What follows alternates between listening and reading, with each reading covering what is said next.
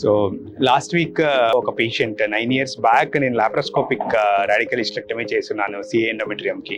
So తన కూతురికి unfortunately got diagnose with carcinoma endometrium. So ఇప్పుడు I suggested by robotic technology. తను అదేంటి సార్ నాకు లాప్రోస్కోపీ చేశారు అప్పుడు ఇప్పుడు రోబోటిక్ టెక్నాలజీ ఎందుకు అని అంటున్నారు అన్నట్టుగా. So the main advantage of robotic technology ఏంటి అని అంటే majority of the endometrial cancers అంటే 70 to 80% క్యాన్సర్స్ ఇవంటే ఎర్లీ స్టేజెస్లో ఉంటాయి అన్నమాట.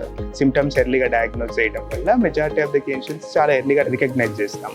సో లింఫ్ నోడల్ స్టేటస్ అనేది ప్రీవియస్గా ఏంటంటే కంప్లీట్గా లింఫ్ నోడ్ డిసెక్షన్ చేసేవాళ్ళము. బట్ కాకపోతే ఇప్పుడున్న ఈ రోబోటిక్ టెక్నాలజీలో ఏంటి అంటే what is that call firefly technique అనమాట. దాంట్లో అంటే ఒక డై ఇచ్చి ప్రిసైజ్గా మనం ఆ లింఫాటిక్స్ని ట్రేస్ చేస్తూ సెంటినల్ లింఫ్ నోడ్ అనేది కరెక్ట్గా లింఫ్ నోడ్ ఐడెంటిఫై చేసి దాని టెస్ట్కి పంపిస్తాం ఇమీడియట్గా.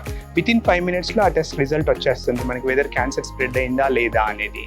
So that if cancer spread అయితే ఏంటంటే ఎక్స్టెన్సివ్గా డిసెక్షన్ చేస్తాం. సో ఇలా చేయడం వల్ల ఏంటి అని అంటే 70% ఆఫ్ ద టైమ్స్ అన్నెసెసరీగా ఓవర్ డిసెక్షన్ చేయాల్సిన అవసరం ఉండదు. సో క్రానిక్గా పెయిన్ రావడం కానీ ఇలాంటివి ఉండే అవకాశాలు తక్కువగా ఉంటాయి అన్నమాట. So that is the biggest advantage of doing a robotic surgery in endometrial cancers.